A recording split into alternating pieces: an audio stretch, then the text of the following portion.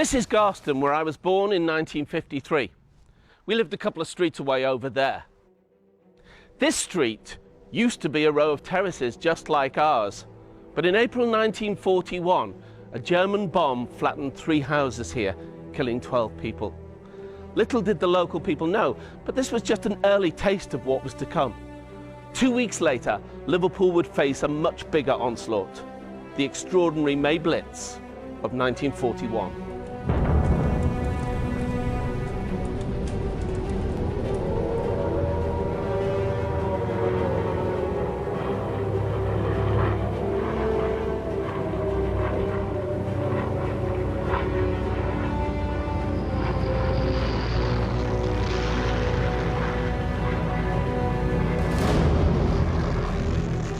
The only place in the UK that received a week's bombing continuously outside London was Merseyside. You'd hear the drones of the planes, the searchlights would be going, and the ack-ack would be going. We heard the plane and then I heard the bombs. There was a terrible sound, it was like a double boom, boom, boom. On a night, 50,000 incendiary bombs, any one of which would destroy a building, tons and tons of high explosive. This part of the world wasn't going to get it, but we did. We were totally unprepared.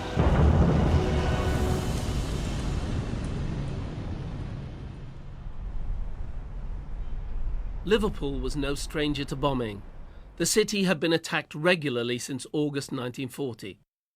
Helen McKenniff gave birth to her daughter on the night of a raid. Today she is 107 years old, and her baby, Alice, is 75. Oh, right. Helen still has vivid memories of the days when German bombers ruled the skies. We'd see the aeroplanes. The next thing, the bombs had been dropping down. Well, everybody had to run for shelter. They built these shelters in the road. Or if you had a back garden, they put these tin things up, but they were useless. You might as well have been sitting in the garden doing that. But it was a terrible time. It really was.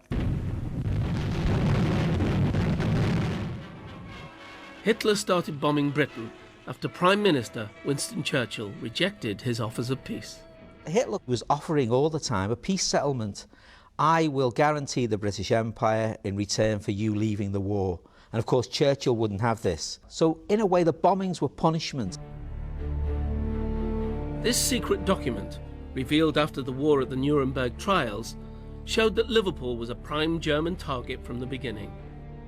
There was a report that was presented to Hitler which was commented on, which was said Liverpool should be made a major target to knock out during the war and to send a shockwave, it said, to the rest of the British people. And at that stage it was the second city of the British Empire. So in many ways, you know, Liverpool was a really important trading port and strategic naval port.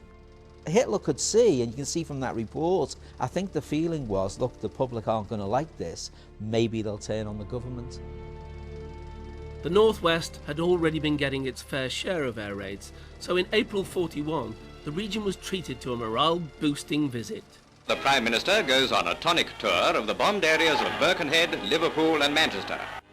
There's a dramatic moment when our fighting skipper signs the mayoral visitors book on a kitchen table salved from the debris of a bombed house. But just 5 days later, Hitler's vengeance rained down from the skies above the Mersey. On the night of Thursday, May the 1st, 1941, the 7-day Blitz of Liverpool began. The first bombs fell south of the river on Wallasey.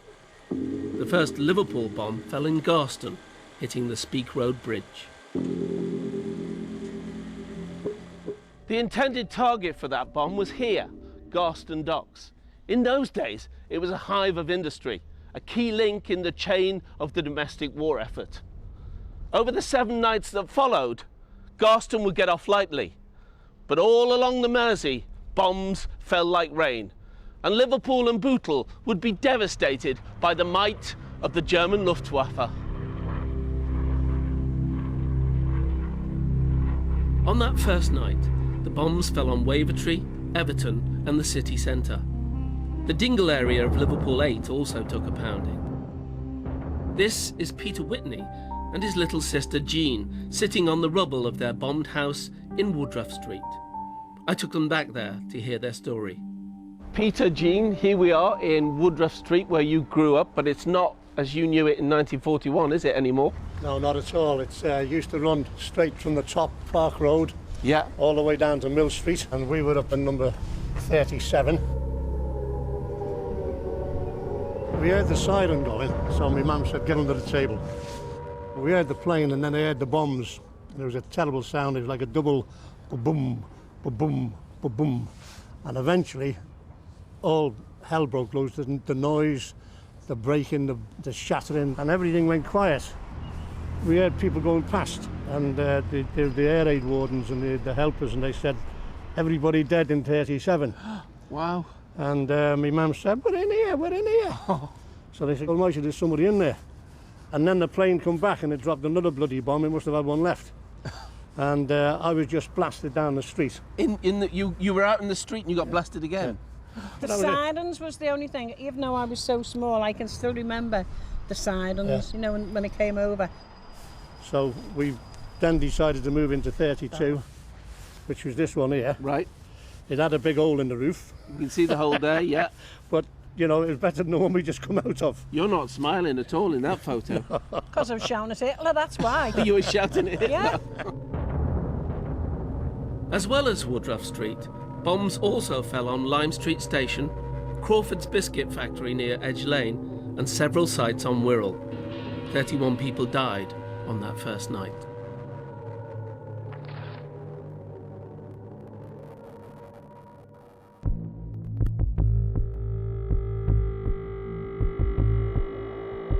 In an aircraft hangar near Berlin, a German bomber is being restored.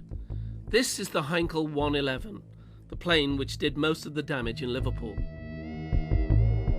The entrance for the 5 men in the bombers was there. The bombs, they dropped out of this part of the aircraft. The Germans had 2 main type of bombs, high explosive and the incendiary bombs, and then bombs, the mines coming down by parachute. Liverpool was an important harbor, and so the first and principal target were the docks, were the ships, were the industry, of course. Despite their ambitions to hit the docks, precision bombing was clearly in its infancy in 1941. If we imagine that the Heinkel He-111 flies with a speed of 300 kilometers per hour, how long was the bomber over the target? Not a minute. To drop the bomb precisely during the night, it was a very difficult thing. And on day 2, the Heinkel's bombs fell mainly on city centre locations, including James Street Station, the Cunard Building, India Buildings, and the Dockers Umbrella, the Liverpool Overhead Railway. The death count was 156, 5 times higher than the night before. There is a very strong argument for saying that Saturday, May the 3rd, 1941 is the worst day in Liverpool's history. Wave after wave of German bombers flew over the city that night and, with the benefit of a full moon, hit targets at will. There was just then a different atmosphere altogether, that it was war. You knew things were happening and places were getting bombed, and you thought, I wonder what's being hit tonight. The city burned ferociously, and on the ground, the fire service was totally overwhelmed. They weren't able to cope with the volume. It was completely unprecedented. They had 50 fires going at once, which would have been classed as a major brigade call before the war. A brigade call would send pretty much 2/3 of the brigade, and most of it, out to that call. So which were the major locations that were hit? The centre of the city is the one, I think, Les, that everybody knows about. From Queen Victoria Statue, down Lord Street and Chapel Street, down to where Liverpool 1 is today. That whole area was completely burnt out, pretty much in the one night. Further uptown, the famous Lewis's and Blacklist stores were both destroyed that night. landmarks which carried particular resonance with the people who lived and worked in the city. Incendiary bombs had dropped on Lewis's, blacklist doors that had got burned through, and flames had spread across the road. The day that Lewis's got hit, it was all over the windows. Last day, definitely last day of sale. That was the biggest stores in Liverpool. Lewis's and Blackledge's. Streets were absolutely flooded with the water where they'd been trying to get these fires out. There were so many major incidents, it's impossible to report them all. Mill Road Hospital in Everton, which had a large maternity unit, was hit. At least 80 people, including several babies, were killed, though the true figure will never be known. Mfanwy Morris was a midwife at Smithdown General Hospital, but heard all about the drama from colleagues who survived. The man on the bed that they were operating on was unconscious, of course, and they took him and he was finished off somewhere else, and he never remembered a thing about it. But 2 of the people in the theatre were killed. For a midwife, work had to go on, blitz or no blitz.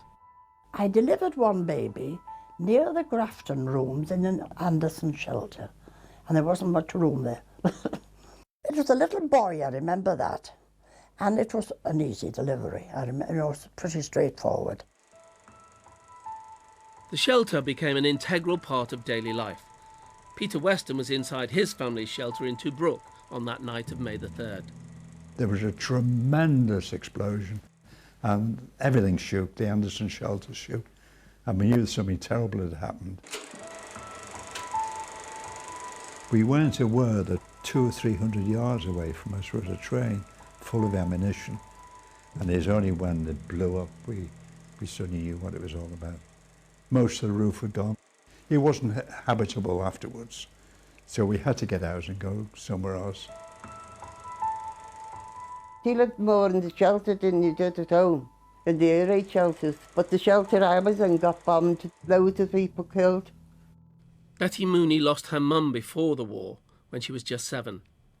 In May 41, she was 14, living with her dad in Vauxhall. There were 2 shelters near their home in Bispham Street.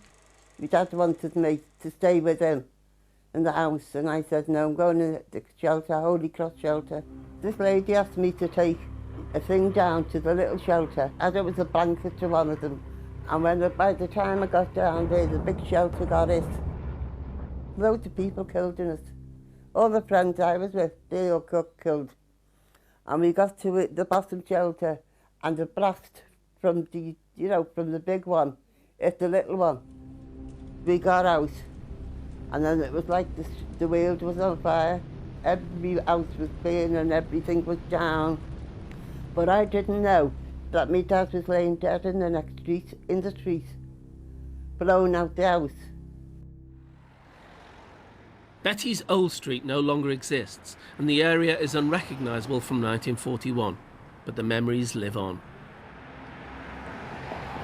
All across Liverpool and Bootle there were similar stories. 30 killed in a shelter at the Rocket on Queen's Drive, 43 at Index Street near Goodison Park, dozens more at Creswick Street near Breck Road, 12 at Walton Jail, and 37 at St Andrew's Church Hall in Litherland. The Germans were clearly happy with their night's work, boasting that the attack on Liverpool was one of the heaviest they'd ever carried out. As day dawned on May the 4th, the full extent of the previous night's bombardments was becoming clear. The city, much of it still in flames, looked like a scene from Armageddon. And down in the Huskisson dock, an auxiliary fireman called Joe Gallagher from Garston was helping to fight a fire like no other. The SS Malakand, a ship filled with munitions, had been ablaze all night. It was a ticking time bomb. The Malakand fire probably needed 50 to 70 pumps. It got 2. And Joseph Gallagher and his crew were there knowing every minute that this ship was likely to explode at some stage. 6.5 hours, can you imagine? And when the explosion went off, he was critically injured, taken to hospital, and tragically he died, a hero. This is the scene after the explosion. Remarkably, only 4 people died in the dock, though many more were killed outside as bits of the ship were blasted as far away as Stanley Park. At this point, the people of Liverpool might have wondered what was being done to protect them, especially with victory in the Battle of Britain so fresh in the memory. The British had to concentrate for the defending of the main area, and this was London, and maybe the defending of the region of Liverpool was a little bit weaker than London was at that time.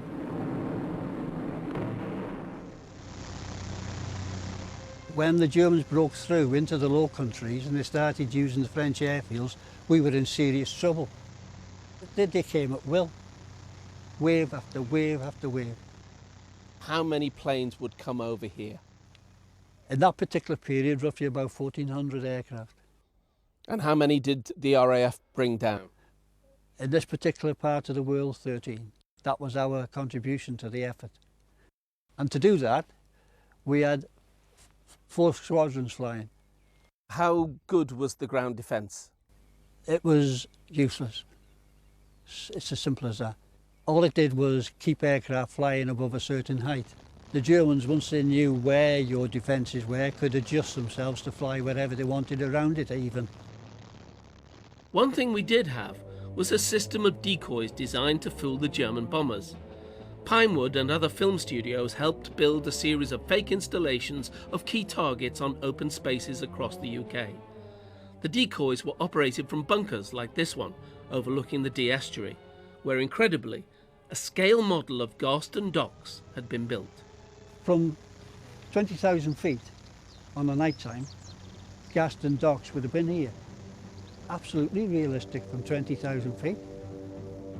Lighting, fires, effects, every sort of fire that could have happened in a dock, the art of decoying was incredible. Did they destroy that decoy of Garston Docks? No, because when you're building with canvas and string, you can put it back up the next day. It's as simple as that.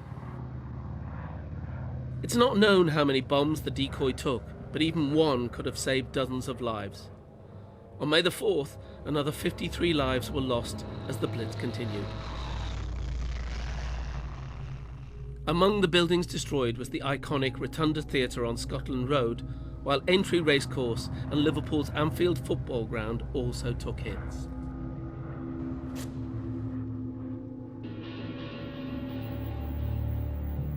The city's cultural quarter was counting the cost of the bombs. On William Brown Street, both the library and museum had been gutted by fire, with the loss of thousands of books and countless rare artefacts.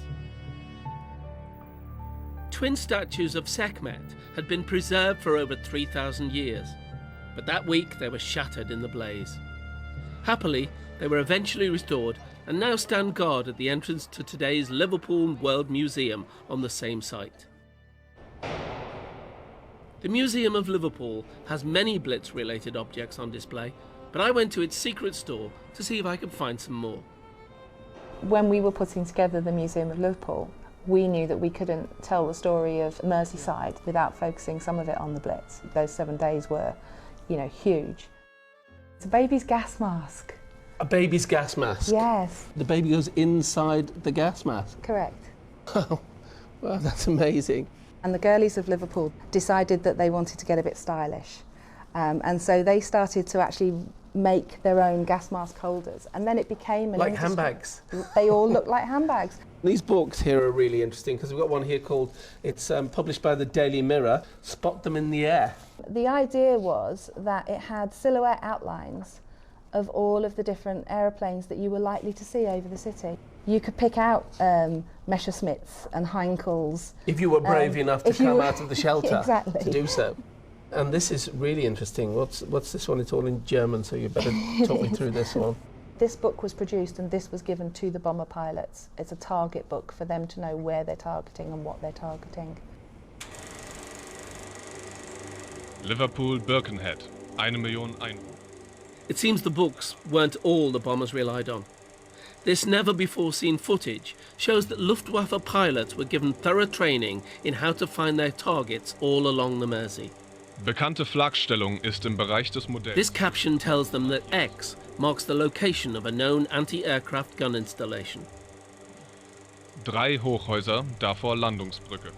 And this one refers to 3 high buildings by a landing stage, or the 3 Graces, as they're known in Liverpool. Despite this attention to detail, bombs continued to fall in civilian areas. On that night, one in particular created a lasting monument in the city.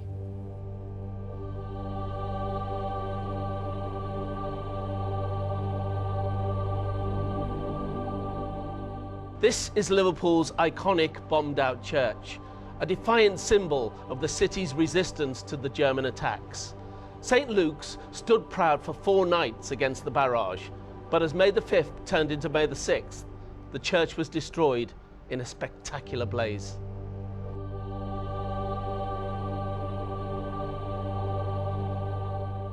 St. Luke's Church, the doctor's church, I saw that going up in flames. I didn't actually see the bomb drop, but I saw the fire. Rodney Street was like London's Harley Street. That's why it was called St. Luke's. He was the patron saint of doctors. As well as St. Luke's, the bombers also hit the city's parish church of St. Nicholas, as well as the Royal Infirmary. The death toll was 18, the lowest of the week. The people of Liverpool must have thought it was never going to end. By now, the fire service was on its knees.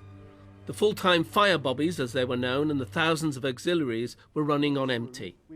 At the Fire Service Museum in Bootle, I got an idea of the limited facilities the volunteers were working with at the time. A trailer pump, Les. This is what fought most of the Blitz fires. World War II AFS, a respirator in the haversack, an axe belt, a pair of rubber boots and 1 uniform. And that's all the kit that they were issued with to fight the Blitz fires. They were risking their lives. They were out for 12, 14 hours. And during the May Blitz, they hadn't been able to extinguish all of the major fires before the next raid came in. And they knew only too well, because their families lived nearby. You know, it was their home. It was personal to them. The city's wonderful custom house building, known locally as the 4th Grace, went up in flames this night, and not for the first time. It was a beautiful building, the custom house, and the big dome was all lit up. And when we got halfway down Park Lane, the glass suddenly shattered with the heat, and all the flames went up. And the rumour went round that Liverpool was under martial law, put this ring around the custom house because of all the duty-free stuff that was in there. They were frightened of looters. Again, the number of bombers was relatively small, just 27, but they managed to claim the lives of another 64 people. Along with the custom house, the town hall also took a hit.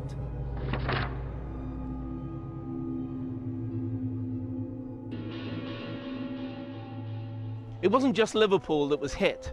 Over the Mersey, lives were lost in Birkenhead and Wallasey as well. But here in Bootle, the impact of that week was nothing short of catastrophic. Under Bootle New Strand railway station is the Marsh Lane Time Tunnel, with murals recalling people and events that have played a part in the town's history. But this one is surely the most poignant. Bootle was hit hard on May the 7th, accounting for almost half the casualties on the second worst night of the week. 166 bombers wreaking destruction along the Mersey and laying waste to the town. It was hell on earth, and it was basically saturation bombing for a whole week.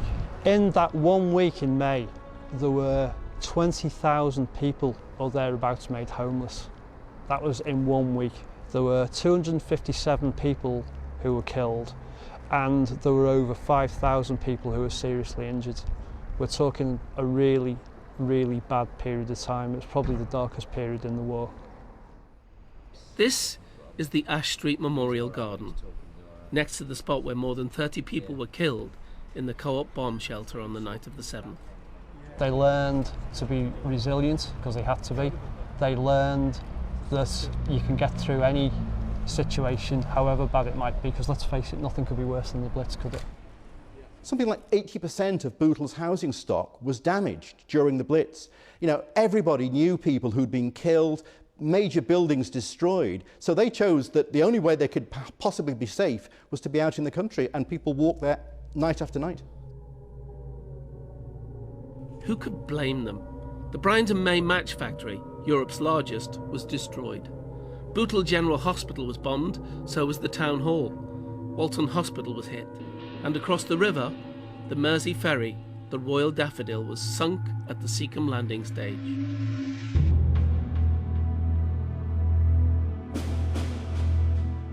This was probably the scene in hundreds of homes that week.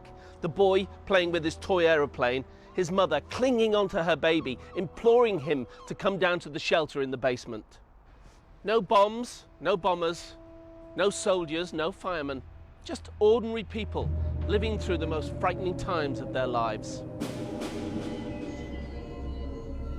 Yet on May the 8th, it all stopped as suddenly as it had started.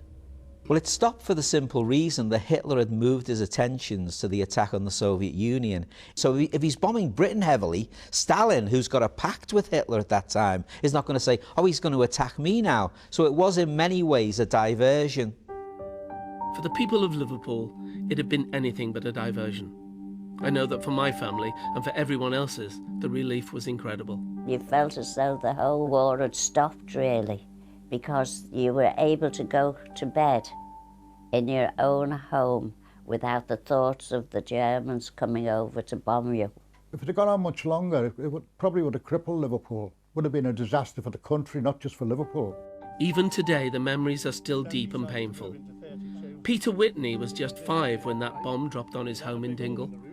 On a recent visit to the Imperial War Museum, the trauma of that night finally caught up with him, and recounting it to me proved too much for him once again.